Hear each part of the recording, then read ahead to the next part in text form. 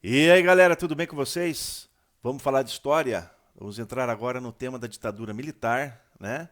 Que ocorreu no Brasil de 1964 até o ano de 1985, tá? É um assunto um pouco complexo, a gente tem que prestar muita atenção, são muitos detalhes, né? Então, vamos que vamos. Só que antes eu quero apenas dar umas dicas aí para vocês. Esse terceiro bimestre vai ser um pouco diferente, tá? Algumas coisas vão mudar. Aquilo que a gente fazia em uma semana, agora nós vamos ter 2 semanas, ou seja, a cada 15 dias eu vou fazer uma postagem, tá? Então, nós vamos ter mais tempo de tranquilamente fazer as pesquisas e responder as questões com calma, tá bom? Não precisa 10 minutos após a postagem já vir postando coisa, respondendo. Faz com calma, tá? Não precisa ficar dando Ctrl C, Ctrl V. Isso não é legal. E a gente sabe quando vocês copiam tudo na internet e quando você faz de seu próprio punho, da sua própria ideia, né? Que você realmente pesquisou. Mas enfim, galera, vai ter sempre 2 vídeos. Um vídeo que não é esse que eu estou fazendo agora, dando assim uma geral sobre o tema abordado, e depois, na semana seguinte, eu vou fazer um vídeo onde nós vamos juntos fazer a resolução dos exercícios propostos, tá bom? E aí, nesse período, eu vou tirando todas as dúvidas, né? Já pode me chamar aqui no WhatsApp, no particular, tá bom? Eu vou atender vocês de segunda a sexta, das 8 da manhã às 5 da tarde. Estou aqui, totalmente à disposição de vocês, tá bom, pessoal? Bom, tranquilão? Vamos então para a aula? Tá. Ditadura militar.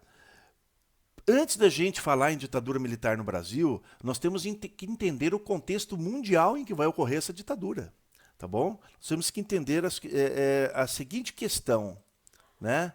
O contexto da Guerra Fria, tá? Terminou a Segunda Guerra Mundial em 1945, pós-guerra. Como que o mundo vai ficar? Vão surgir 2 grandes potências mundiais. De um lado do planeta, Estados Unidos, capitalista, livre mercado, né? Propriedade privada, democracia, enfim, liberdade geral, né? Do outro lado do mundo, nós temos a extinta União Soviética, tá? Comunismo, né? Economia planificada, ou seja, o Estado controla. Propriedade não existe propriedade privada, tudo pertence ao governo, tá? Existe liberdade? Não, o governo controla tudo, tá? E a União Soviética quer o quê? Que o mundo se torne comunista, e os Estados Unidos ele vai lutar contra essa ideologia, porque ele quer um mundo onde você tenha livre mercado, propriedade privada e as diversas liberdades, né? O mundo capitalista. Então, e por que chama Guerra Fria? Porque não há um confronto armado entre as duas nações, tá? Então, mas vai ter corrida armamentista. Estados Unidos e União Soviética vão produzir um gigantesco arsenal de mísseis, de bombas atômicas, armas de destruição em massa, mas essa guerra nuclear não vai acontecer, né? Não aconteceu, né? Mas as armas estão lá até hoje. Bom, dentro desse campo ideológico que nós temos aí, dessa guerra ideológica entre comunismo, capitalismo, Estados Unidos e União Soviética, estamos em 1964, estamos em pleno momento de Guerra Fria, tá? Vale lembrar o seguinte, em 1935 houve uma tentativa de golpe comunista no Brasil, a chamada Intentona Comunista. Liderado por Luiz Carlos Prestes e Olga Benário, né, nós vamos ter aí uma tentativa de tomada do poder durante o governo de Getúlio Vargas, né, de caráter comunista, né, essa tentativa de golpe. O governo de Getúlio Vargas reprimiu, o golpe não deu certo. E o governo Getúlio Vargas ele reprime de forma muito severa, tanto que ele pega a Olga Benário e vai entregar para os nazistas. E ela vai terminar morrendo numa câmara de gás, né, nos campos de concentração. Mas isso é uma história para uma outra ocasião. Tá? Só para a gente ter ideia de que o fantasma do comunismo ele rondava a América Latina. Tanto que em 1959 nós vamos ter aí a Revolução Cubana. Cuba vai se tornar comunista, um grande aliado, né, da União Soviética. Então, digamos assim, surge aquela expressão, né, os Estados Unidos têm comunistas no seu quintal. Né, tá pertinho, aqui, ali, né, no México, ali, tendo como referência a América Central. Cuba está naquela altura ali. Então, os comunistas estão avançando. Então, a ditadura militar brasileira ela vai acontecer nesse contexto, sim, da Guerra Fria. Beleza, pessoal? Bom, vamos lá. Agora nós temos que ir para o período aí do governo do Juscelino Kubitschek, né? Que governou o país de 1955 a 1960, tá? Ele que construiu Brasília, a gente já estudou sobre isso, né? Ele vai tirar a capital do Rio de Janeiro e vai colocar lá no Planalto Central, né? E no estado de Goiás, e vai construir a cidade de Brasília, onde estão os três poderes lá. Bom, ele incentivou a indústria, foi um governo de grande desenvolvimento, só que essa construção de Brasília vai gerar uma dívida muito grande para o governo. Ele gastou muito dinheiro para fazer isso. Né? E outros fatores, né, econômicos e políticos vão deixar uma herança do governo do Juscelino Kubitschek para o governo do Jânio Quadros, né, de um país em crise. Tá bom? Então nós vamos chegar aqui, nós vamos ter as eleições de 1960, onde Jânio Quadros é eleito presidente do Brasil, né? E o seu vice, João Goulart. É importante a gente entender uma coisa, pessoal. Nessa época, o presidente e o vice-presidente, eles tinham votações, tá? O presidente era votado, o vice-presidente também era eleito por votos. Não é igual hoje que você tem uma chapa lá, presidencial, que você tem o candidato a presidente e o vice-presidente junto. Não, naquela época você votava no presidente e você votava no vice-presidente. Olha o Jânio Quadros aí, né, pessoal? E o que nós temos aí? O Jânio Quadros ele vai pegar um país em crise. Há esperança no governo dele? Lógico, tanto que ele ganha as eleições, né? Senão o pessoal não tivesse esperança, não teria votado nele. Principalmente os setores mais conservadores, né? Bom, só que tem um detalhe. O Jânio Quadros ele vai cometer muitos erros e vai tomar medidas muito polêmicas durante o seu início de governo aí, tá? Tanto que ele durou 7 meses no governo, né? O que aconteceu com o Jânio Quadros? Ele renunciou, pediu para sair fora, né? Ele vai renunciar e isso vai gerar uma crise política muito grande, porque no momento da renúncia, o Jango, né, como era chamado João Goulart, o vice-presidente, ele está em Singapura, na China. Ele está fazendo uma viagem de caráter diplomático, vamos dizer assim, né? O governo envia João Goulart para a Europa Oriental, onde ele vai visitar a China, ele vai visitar a União Soviética, que são regimes comunistas, e o pessoal, principalmente os setores militares, vão crescer o olho e falar o que esses caras estão aí estreitando relações com esses comunistas aí, né? Já não chega a Cuba, que se tornou comunista? O que esses caras estão querendo? E setores mais conservadores da sociedade brasileira, né? Então, nós vamos ter uma grande crise, tá? Tanto que tem um detalhe, vamos mostrar aqui o cidadão, olha o João Goulart aí, né? Tá? Que era o vice-presidente do Jânio Quadros. Os ministros militares não queriam nem que o Jango voltasse. Falaram, não, esse cara não pode assumir a presidência, né? Esse cara não pode assumir a presidência. Bom, o fato é que o Jango ele vai retornar ao país, tá? E é importante a gente saber que quando ele vai viajar, ele sai do país sob um regime presidencialista, que é o que nós temos hoje, tá? No regime presidencialista, o presidente ele tem mais poderes e ele é o líder das Forças Armadas. As Forças Armadas respondem diretamente ao presidente, tá? Eu não falei que os militares não queriam o Jango na presidência? Eles não iam aceitar se subordinar, né, a um cidadão que eles pensavam, né? Eles tinham a ideia de que ele estava com ideias de transformar o Brasil numa ditadura comunista, ou haver aí uma ditadura do proletariado, enfim, né? Eles não queriam. Tanto que, depois a gente vai ver isso, há um processo de emenda parlamentar que vai transformar o Brasil num regime parlamentarista, onde você reduz os poderes do presidente, o exército não vai mais responder diretamente ao presidente como líder das Forças Armadas, tá? Você vai ter o quê? A figura de um primeiro-ministro, tá? Tancredo Neves, ele é indicado para o cargo, entendeu? Então, como o Jango ele não vai ter tantos poderes assim no regime parlamentarista, as Forças Armadas vão responder ao primeiro-ministro, dá uma acalmada nos ânimos e ele volta e ele assume a presidência do país, muito que a contragosto dos militares e dos setores mais conservadores da sociedade brasileira, mas enfim, ele vai assumir a presidência. Beleza, pessoal?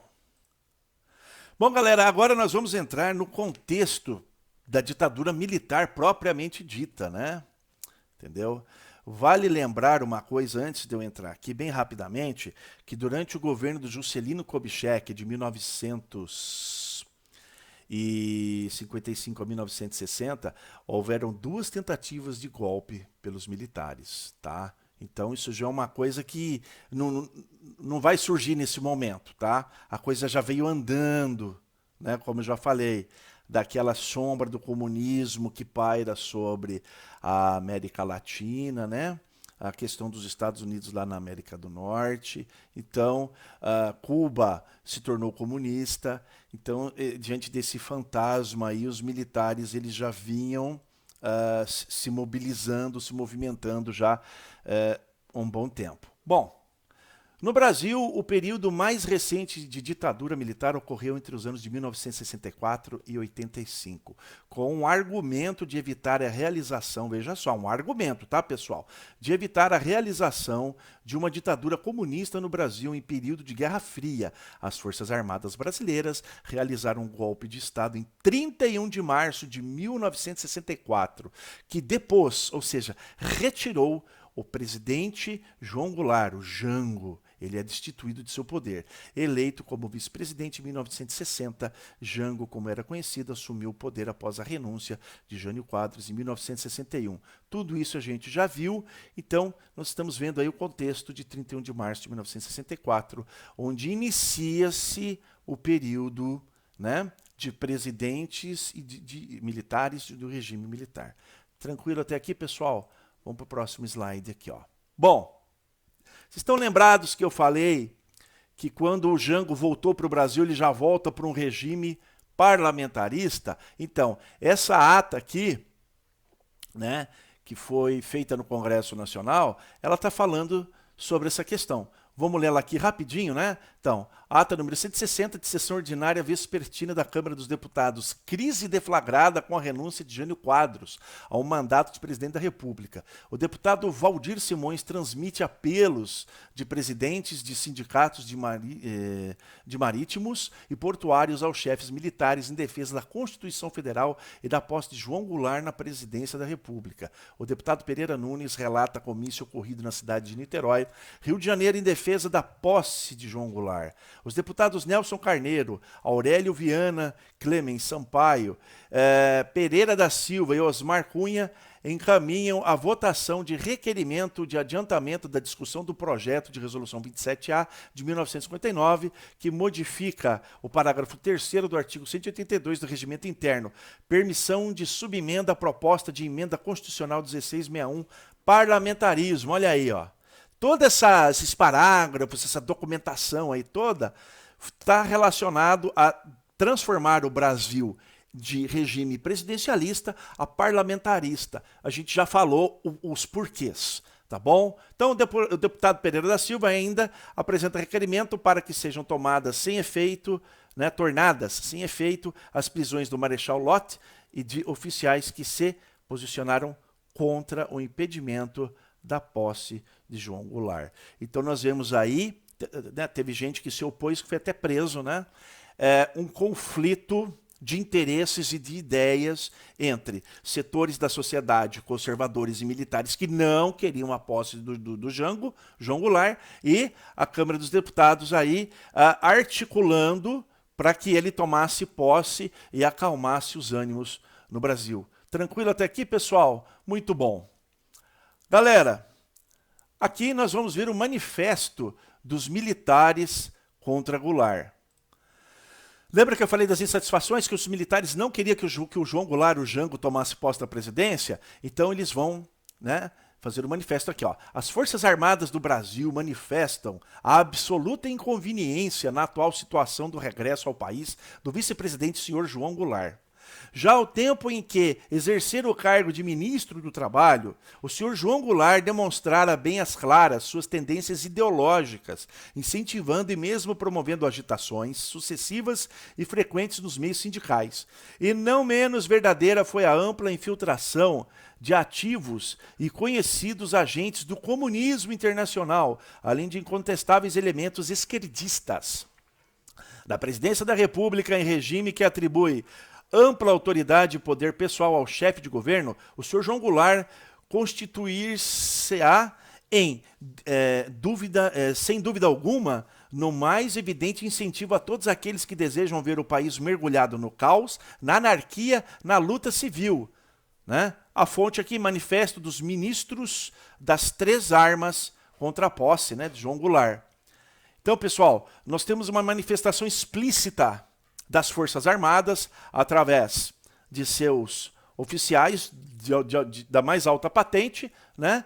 A manifestação de não querer que João Goulart, que Jango, assuma, né, sobre essa ameaça, né, de um golpe do proletariado, um golpe comunista, né? Isso é uma questão muito polêmica, mas não cabe a gente discutir isso aqui agora, senão o nosso vídeo vai ficar muito longo, tá? Então nós vimos aí. Bom, pessoal, a gente fala que a ditadura militar durou de 1964 até 1985. Porém, há muitas controvérsias dizer que esse período todo foi uma ditadura. Porque como nós vamos ver aqui, no AI-5, no Auto Institucional 5, ditadura mesmo, né? Os anos de chumbo, aquela coisa terrível do regime militar, ele vai... alguns historiadores afirmam que vai começar em 1968. Vamos ver aqui. Ó. O Ato Institucional número 5, conhecido usualmente como AI-5, foi um decreto emitido pela ditadura militar durante o governo de Arthur da Costa e Silva, no dia 13 de dezembro de 1968. O AI-5 é entendido como o marco que inaugurou o período mais sombrio da ditadura e que concluiu uma transição que instaurou, de fato, um período ditatorial no Brasil. Então, o próprio texto aqui está dizendo, a ditadura, de fato, ela vai começar em 1968, com a instituição do AI-5. Tá? Que aí sim você vai ter grandes perseguições, você vai ter tortura, você vai ter mortes, você vai ter o exílio, né? Muitas pessoas têm que fugir do país, né? Vão ser os famosos exilados políticos, tá? Depois a gente vai tratar esse AI-5 aqui com mais detalhes no momento oportuno, tá? Vamos lá então? Pessoal, dentro do contexto aí do endurecimento, né, da ditadura militar, nós não poderíamos deixar de falar do DOI-CODE e do DOPS, tá? Então vamos lá. DOI-CODE é uma sigla utilizada para se referir aos destacamentos de operação interna, DOI, e aos Centros de Operações e Defesa Interna, CODE, órgãos criados no contexto da ditadura militar que vigorou no Brasil entre os anos de 64 e 1985. Os DOI eram subordinados aos CODE, motivo que leva alguns historiadores a utilizar a expressão CODE-DOI. Esses órgãos foram criados a partir da institucionalização da Operação Bandeirante, OBAN, que tinha como objetivo garantir a segurança nacional a partir do controle das informações e da repressão aos opositores do regime militar.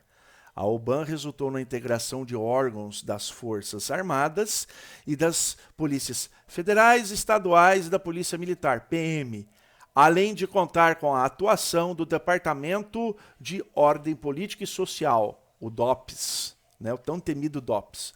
Financiada por empresários nacionais e internacionais, a OBAN funcionou de forma extraoficial, ou seja, ele não era um órgão oficial do governo, tá? E por isso teve amplo espaço para burlar a legislação vigente e praticar torturas e prisões indevidas sem sofrer punições legais. Então nós podemos perceber aqui, pessoal, finalizando, né, a nossa aula, vamos ter aí um momento de perseguição, sim, né? Eles vão querer controlar as informações para saber, será que tem os opositores, o que eles estão fazendo, o que os estudantes estão querendo, que tipo de informação está correndo aí no meio, né? E para obter essas informações, eles vão prender muitas pessoas, eles vão interrogar, e para interrogar essas pessoas, obter informações que eles desejavam, eles vão torturar. E muitas vezes, muitas pessoas vão ser mortas, né? Torturadas até a morte, né? No sentido dessa repressão e de obter essas informações que eram tão vitais assim para o regime militar, tá? Eu vou terminar essa aula por aqui, senão ela vai ficar muito extensa. Porém, como eu disse, o assunto é muito amplo e numa próxima ocasião nós vamos trabalhar também, entender que o regime militar ele não teve somente aspectos negativos. Também houveram, vamos dizer assim, alguns aspectos positivos, vamos dizer assim, tá? Não foi totalmente uma coisa somente ruim, tá? Teve um lado, assim, um aspecto positivo que a gente tem que ver também, tá? Houveram movimentos de esquerda que se tornaram praticamente em guerrilhas mesmo, né? Houveram atentados à bomba, assaltos a banco, assassinatos também por parte dessas guerrilhas, né? Mas a gente vai estudar isso com mais detalhes numa próxima aula. Tá bom, pessoal? Eu espero que tenha ficado claro, que vocês tenham gostado. Isso aqui é só um começo, uma degustação, porque a ditadura militar é um tema imenso, gigantesco, tá? Infelizmente, a gente não vai ter tanto tempo para se aprofundar, mas está aqui o basicão, tá bom, pessoal? Dúvidas, me procurem no particular. Já vão aí responder das questões e semana que vem eu já vou mandar um vídeo para vocês da gente fazendo a resolução daquelas questões e falando um pouco mais sobre ditadura militar. Beleza, pessoal? Um grande abraço para vocês e fui!